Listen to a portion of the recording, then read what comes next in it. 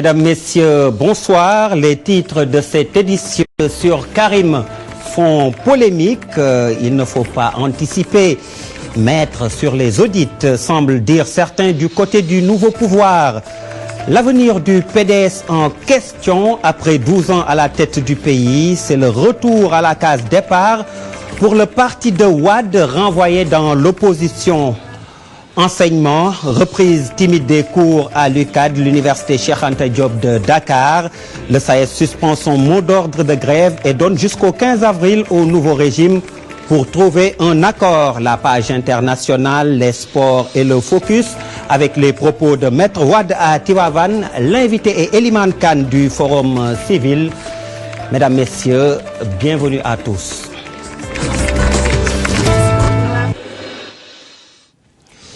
Dans l'actualité ce soir, la sortie de Maître Wade qui lave son fils Karim de tout soupçon dans la gestion des deniers publics suscite des réactions. Malick Mbaye de Gëm Sa Bopp, c'est un mouvement citoyen, pense que le chef de l'État sortant a tort d'anticiper sur les audits à venir. Malick Mbaye avec Jeanne Diaye et Abdoulaye Diallo à la caméra. Je crois que nous posons des interrogations sur le comportement et les différentes sorties du président sortant, Abdoulaye Wade. Mais cette tournée-là auprès des chefs religieux, soi-disant tournée d'adieu, n'est qu'une opération de séduction, une opération de communication, tendant à blanchir, à laver à grande eau son fils. Parce que il y a deux choses qui se sont passées. Moi, je ne suis pas juge, je ne suis pas la justice, mais j'imagine que le président Wade avait fait deux déclarations. Il avait dit, j'ai confié à Karim, mon fils, 4 ministères qu'il a gérés avec efficience. Comment quelqu'un qui a été ministre de tout peut être aujourd'hui responsable de rien? Deuxièmement, c'est lui qui avait dit, je dirai à votre mère, à ta mère, que vous avez bien travaillé, parlant de Karim Wade. Mais si quelqu'un a bien travaillé, si bien qu'il le dit, pourquoi devrait-il avoir peur d'être aujourd'hui contrôlé? Je crois que aujourd'hui, ce que le président Wade doit faire, c'est faire preuve de réserve, de retenue. Les Sénégalais s'attendaient qu'ils soient beaucoup plus préoccupés à organiser sereinement, mais sérieusement la passation de service. Toujours dans ce même chapitre, au lendemain de la défaite de Maître Abdoulaye Wade, quel est l'avenir du PDS? Après 12 ans à la tête du pays, ce parti a-t-il les moyens de s'opposer et comment? Tentative de réponse avec vous, Adi Atala. Les libéraux disaient qu'ils feraient 50 ans au pouvoir, mieux que les socialistes. Le rêve s'est transformé en cauchemar au soir du 25 mars. Leur candidat malheureux, Maître Abdoulaye Wade, obtient 34,20% derrière Macky Sall avec 65,80% des suffrages. Le Parti démocratique sénégalais, créé en 1974 par l'actuel secrétaire général national, est jugé vieux pour être apte à rester au pouvoir pendant 5 décennies. Le même homme l'a dirigé depuis sa création. Il est le principal bailleur et la seule constance dans la formation libérale. Les quelques rebelles qui ont élevé la voix ont été vite exclus du PDS, parmi eux Idrissa Seck et Macky Sall pour ne citer que ceux-là. Toutes les personnes susceptibles de remplacer Maître Abdoulaye Wade à la tête du PDS écartées, les manœuvres possibles sont mises en branle pour porter Karim Wade au devant de la scène libérale, en vain à cause de quelques poches de résistance, notamment celle de Souleymane Ndéné Ndiaye. À peine la pilule amère de la débâcle libérale avalée, les remous refont surface. Des responsables se signalent et pas des moindres. Abdoulaye Baldé, maire libéral de Ziguinchor, sort de son mutisme. Il ne veut plus se ranger derrière quelqu'un et réclame les rênes du Parti démocratique sénégalais ou créer sa propre formation politique. On annonce des congrès, des rappels de troupes et des sensibilisations pour ne pas précipiter la mort du PDS. Le Parti libéral pourra-t-il résister aux soubresauts politiques après avoir rejoint l'opposition? Au même moment, d'autres défections sont signalées et qui, pour sauver le PDS, surtout celui dirigé par Maître Abdoulaye Wade. Parlons toujours de politique, mais cette fois-ci avec les Verts. Les écologistes du continent se retrouvent à Dakar pour le 3e congrès mondial des Global Greens, Fédération mondiale des partis verts. Début de ce congrès ce jeudi et ce pour 5 jours. Ali Haïdar et Pape Messa Dieng sont de la Fédération mondiale des partis verts. Ce congrès des Verts est hautement important dans la mesure où, pour la première fois en Afrique, nous organisons le Global Green, qui est l'international des partis écologistes. Donc, nous allons avoir 500 participants qui viennent d'une centaine de pays de tous les continents du monde.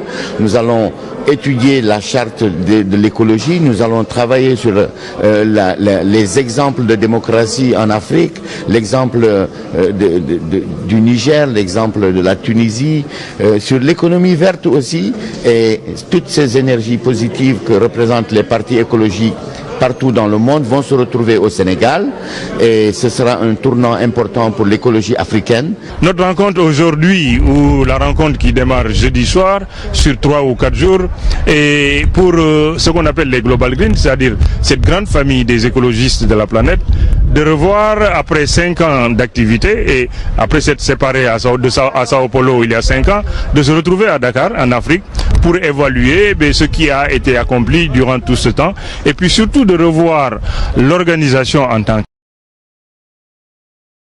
que telle, sa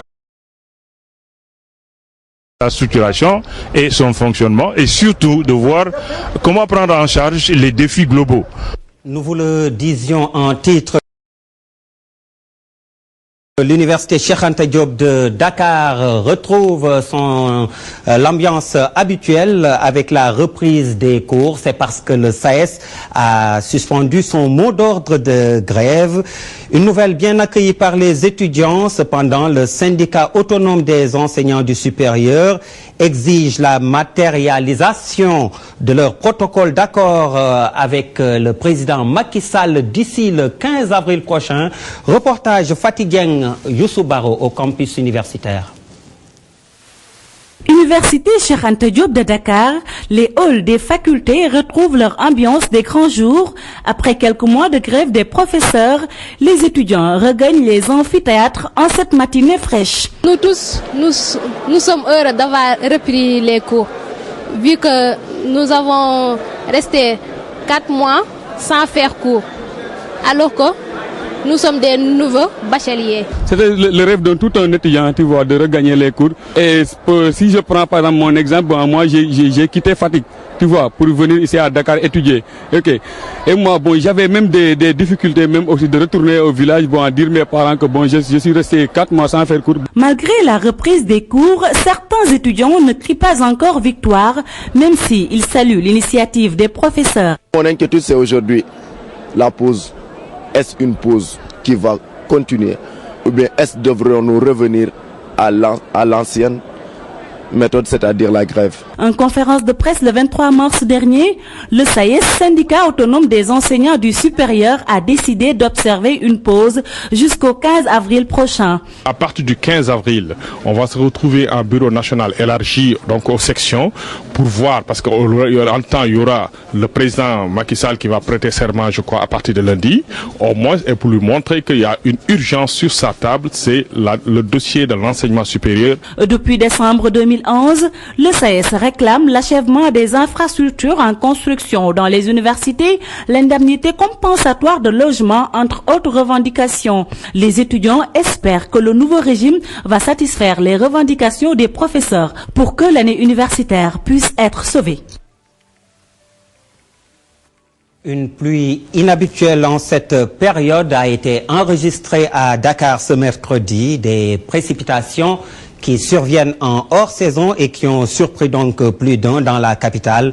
Et selon l'Agence nationale de l'aviation civile et de la météorologie, tout devrait rentrer dans l'ordre très rapidement. Reportage Abdoulaye Diallo, Nafissatou Silla. Plusieurs Dakarois se sont réveillés ce matin surpris de voir cette pluie. Une pluie inhabituelle accompagnée d'un climat frais et humide. Ce qui explique cette pluie, c'est le conflit de deux masses d'air. De l'air froid qui vient d'Europe et de l'air chaud qui était déjà en place dans notre sous-région. Alors, le conflit des masses d'air a entraîné la formation de nuages, de masses nuageuses, qui sont devenues relativement denses à la cause de la présence de l'humidité. Nous ne sommes pas en hivernage, mais il a plu dans plusieurs localités. Selon l'Agence nationale de l'aviation civile et de la météorologie, ce genre de pluie est souvent prévisible. Chaque année, nous avertissons les paysans sur le fait que les pluies de hors-saison, les pluies de hugg, comme on l'appelle chez nous, sont possibles.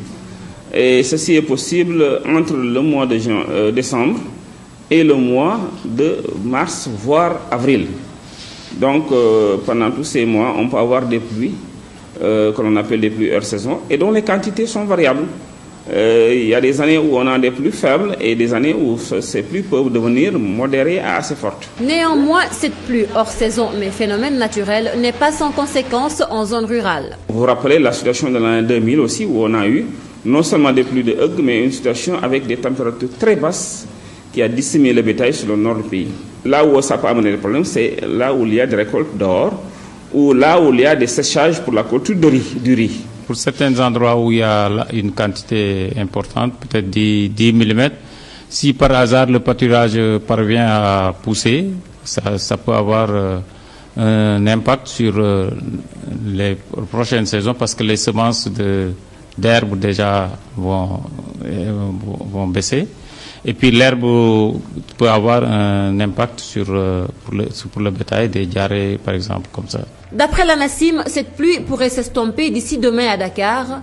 Pour cette fois-ci, les quantités d'eau enregistrées ne sont pas aussi importantes que la pluie hors saison tombée en janvier 2002.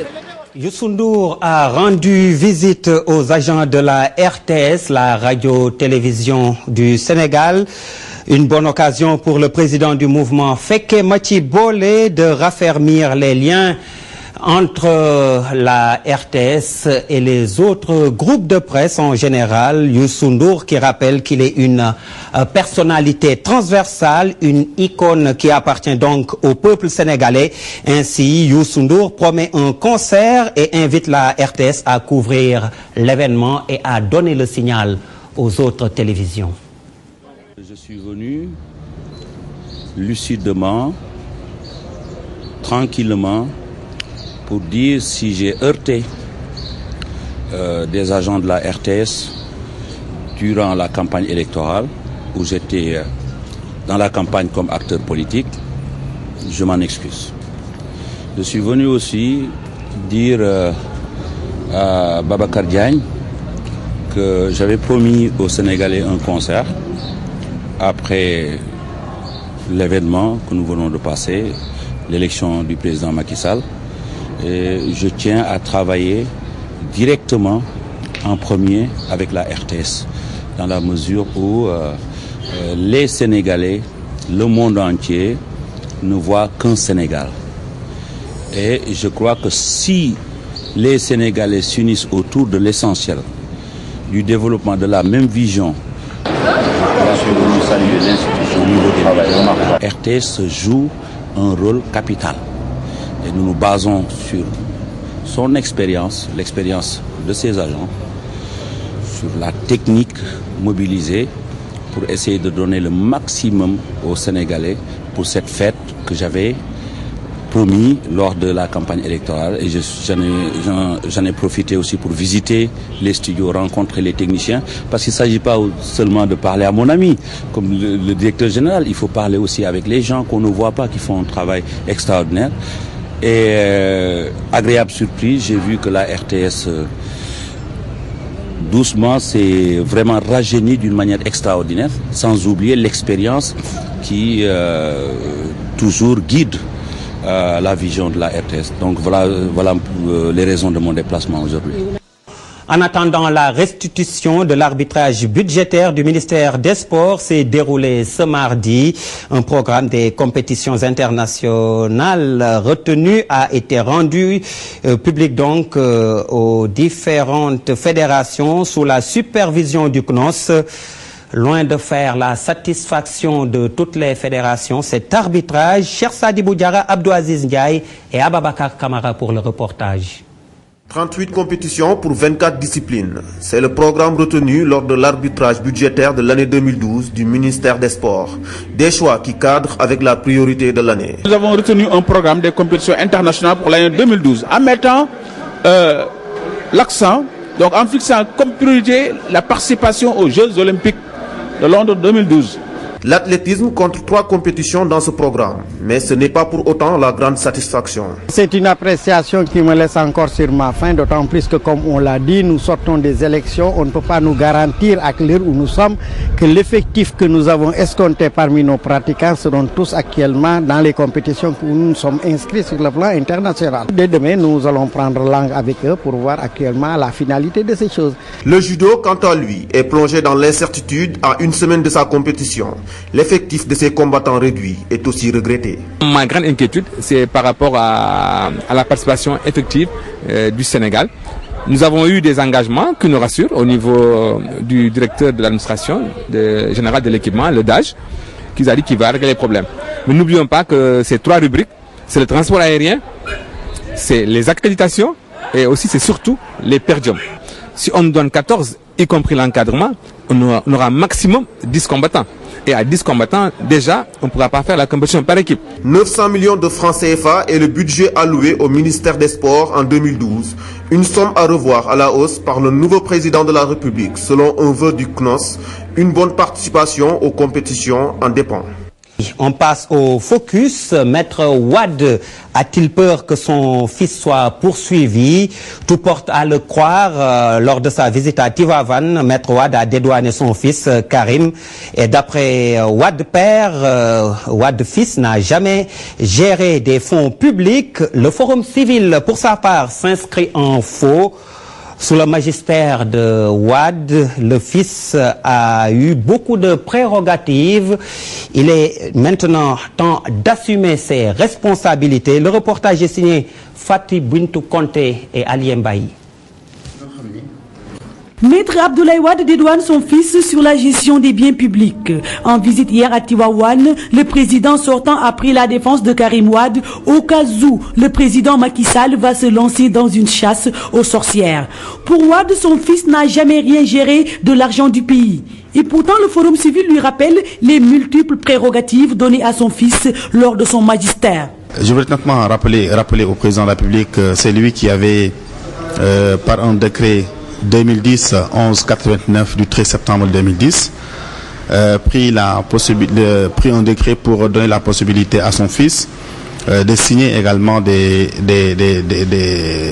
accords internationaux selon une certaine zone géographique en compétition avec les ministres de l'économie et des finances, et que ces accords également devaient être relatifs à des opérations d'investissement ou bien des opérations de pré-investissement. Donc là, c'est un acte quand même de gestion de la part du président de la République. Même aujourd'hui, on est en mesure de se poser la question, de se demander comment est-ce que son fils a pu avoir un jet privé qu'il roule, avec quoi il roule partout au monde, et quelle est la relation avec son fils et la structure qu'on appelle Black Pearl sur les emprunts qui sont effectués par certaines collectivités publiques au niveau du Sénégal. Pour Birahim Seck, Wade est très mal placé pour tenir de tels propos en ce moment. Je pense que fort de ce constat, le président public est très mal placé aujourd'hui, et c'est pas à lui-même de le dire que son fils a géré ou bien n'a pas géré. Il y a des structures qui sont là, qui sont habilitées à le faire. Il y a de nouvelles autorités qui sont là, qui sont habilitées à le faire. Et je pense que ces autorités feront le travail nécessaire pour savoir, même au-delà de son fils Karim Wade, quelles sont les autorités qui ont eu à gérer des fonds publics et comment est-ce qu'ils ont géré ces fonds publics. Pourtant, le politologue Yorodia estime que Wade a bel et bien raison. Sur le plan administratif, personne ne peut poursuivre son fils dans la mesure où il n'est que l'ordonnateur des dépenses. Sur le plan administratif, le président a raison, parce que Karim Wade a été président du conseil de surveillance de l'ANOCI, une sorte de président de conseil d'administration. Or, il est connu qu'un président de conseil d'administration ou un président de conseil de surveillance, comme son nom l'indique, c'est de surveiller, c'est pas de faire de la gestion. Donc, sur le plan strictement administratif, un président de conseil d'administration, sauf dans de rares cas, ne peut pas être poursuivi pour faute de gestion parce qu'il ne gère pas. La même chose est valable pour les ministres. Les ministres, il faut le rappeler, sur le plan administratif, sont des ordonnateurs de dépenses. Et celui qui ordonne la dépense ne l'exécute pas. Celui qui est responsable de l'exécution de la dépense, c'est un peu la comptabilité publique. Ce qui fait que dans un ministère, quand le ministère ordonne, il y a des fonctionnaires de l'État qui dépendent du Trésor ou du ministère des Finances, dont la mission essentielle est de vérifier les principes budgétaires. D'où la nécessité pour les fonctionnaires de jouer la carte de la prudence dans les ministères, selon Birahim Seck. C'est une leçon pour moi à tous les fonctionnaires, parce que le président public ici a tenté de dédouaner son fils et de mettre la responsabilité sur l'ensemble des autres acteurs, en l'occurrence les fonctionnaires. Aujourd'hui, c'est une leçon pour les fonctionnaires de ne plus accepter certaines décisions des politiques. Chasse aux sorcières, Audi, quel que soit le mode opératoire, l'heure est au contrôle des deniers publics et personne ne doit y échapper. C'est faire preuve de salubrité que de sanctionner, comme l'a dit Landing Savané. Fatou Bintou Conté, merci. Nous recevons Eliman Khan du Forum Civil. Eliman Khan, bonsoir. Bonsoir. Alors, votre premier commentaire sur ce que Wade a dit à Tivaouane, comme on l'a dit dans le reportage, on est tenté de croire qu'il veut déjà dédouaner son fils. Oui, ça peut être analysé comme une tentative de pression par rapport à ceux-là qui ont la responsabilité, effectivement, de faire l'audit de toute la gestion qui a été faite sous son mandat, mais également de donner suite à ces audits-là.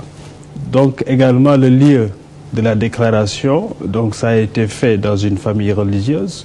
Donc c'est pour cela qu'on peut penser à une forme de pression qui puisse s'exercer sur ces acteurs du système judiciaire et administratif qui doivent faire leur travail. Pour vous, ce n'est pas un hasard, le timing, l'endroit? Rien n'est au hasard. Vous savez, nous connaissons Maître Abdoulaye Wade. Je pense que si maintenant la question de la réduction des comptes est agitée, ce qui est fondamental, c'est-à-dire que la loi le permet, il faut faire le bilan de tout ce qui a été fait.